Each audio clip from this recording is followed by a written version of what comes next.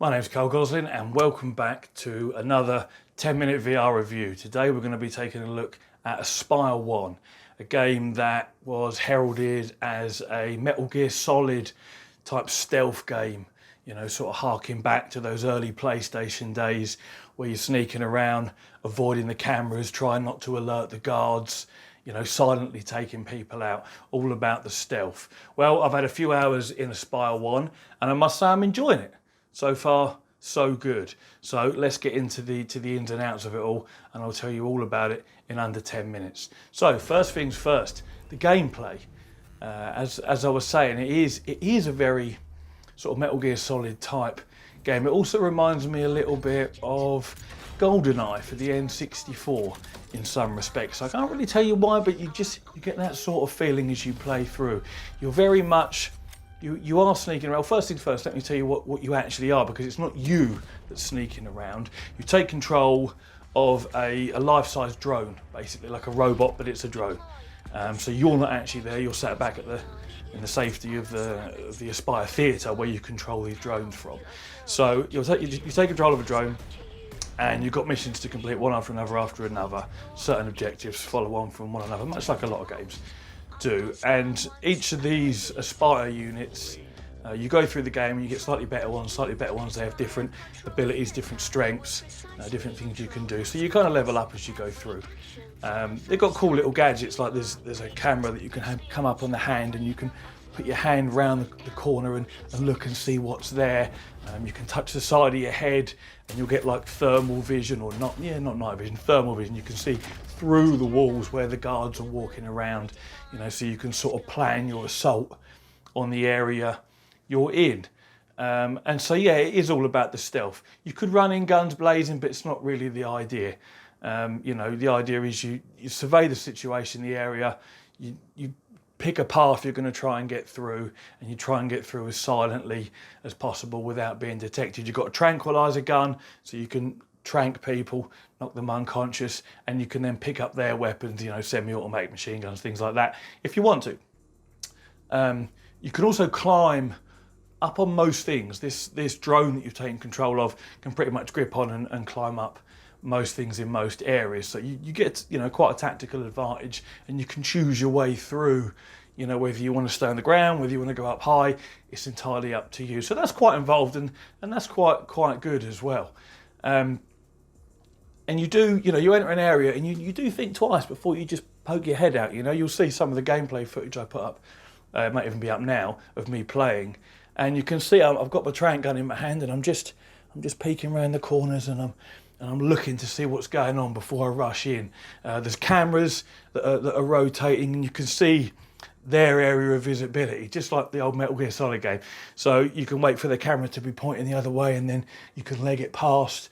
You know, you've got like static, what would you call them? Like drone machine guns. They're sat there and they're rotating themselves round like this. And if you walk into their field of view, they'll shoot at you as well. So it is very Metal Gear Solid in that respect. In fact, the whole thing feels, this is possibly a good thing, possibly a bad thing, depending on your point of view. The whole thing does feel a little bit like an old Metal Gear Solid game on the PlayStation 1. Or possibly PlayStation 2, I can't remember when the first Metal Gear Solid game came out. But it's almost a little simplistic in that respect. You know, as in you walk in, you can see the cameras doing their fixed movement. The guards are walking around doing a fixed routine. If you alert the guards, you know, just like in Metal Gear Solid, they used to get that exclamation mark above their head. It's not quite like that, but the soundtrack changes to signify that they've been alerted. You hear some radio chatter, they always say the same things, they always run the same patterns, and then after a few seconds it calms down again and they just go back to walking around like they were before. And this is rinse and repeat over and over and over again every time you alert, you know, the guards to your presence, or walk in front of a camera, or you can shoot a camera and that will alert them that something's going on in that area as well. So that's a little simplistic. There isn't much in the way of AI in that respect. They do a set routine, very much like an old school computer game. I mean, it's kind of cool because it's almost a bit retro, but it's also a little bit simple. So that's, you know, that's your gameplay sort of roughly summed up.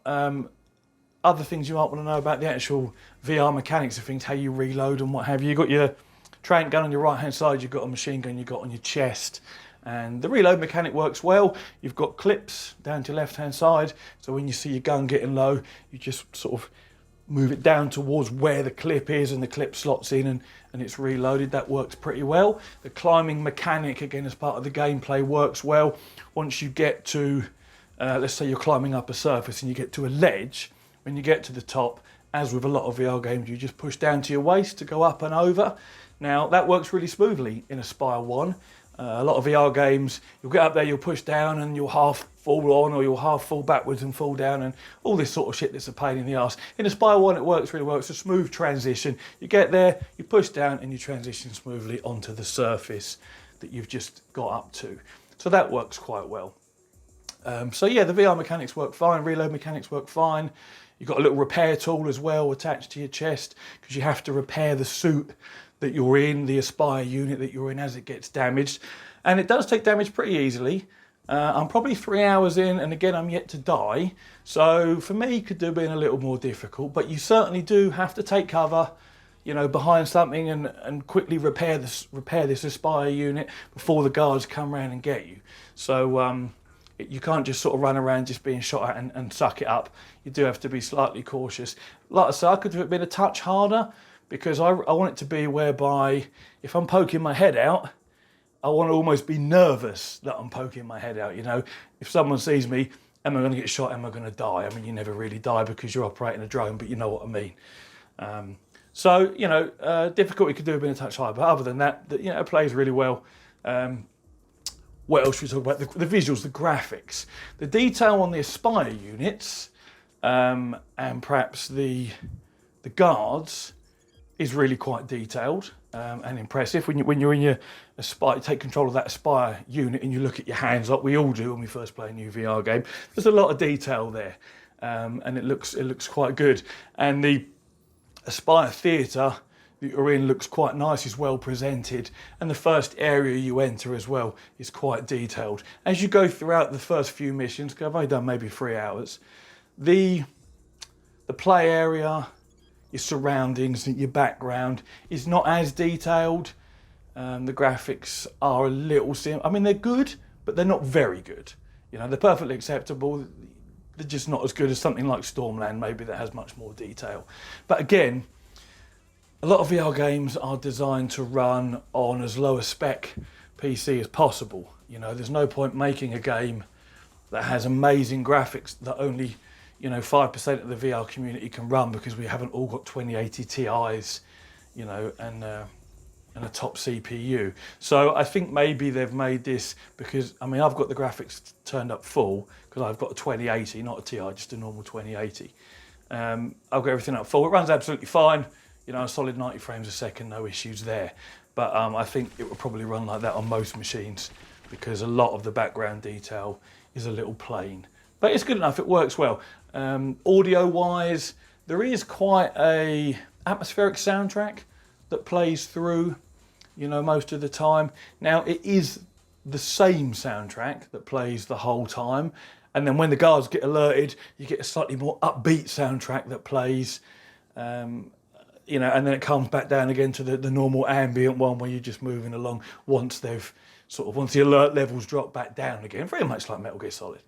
But it's a nice ambient soundtrack, but it is the same one so far. I'm yet to do a level or a mission where it's different soundtrack. So, you know, make of that what you will. But overall, I'm enjoying the game so far. Oh, we're up to 9 minutes, so I'm going to wrap it up. I'm enjoying the game so far, 3 hours in. Good visuals, not amazing, but good. Good sound, not amazing, but good. Gameplay, having quite a bit of fun with that so far. Partly because it's almost retro in the way that it is, and partly because it's just fun stealthing around trying not to get caught. So yeah, I'd say give this a go if you like that sort of game. I'd recommend it. But yeah, thanks once again for watching a Carl Gossett 10-minute review, and I'll catch you guys in the next one. Take it easy.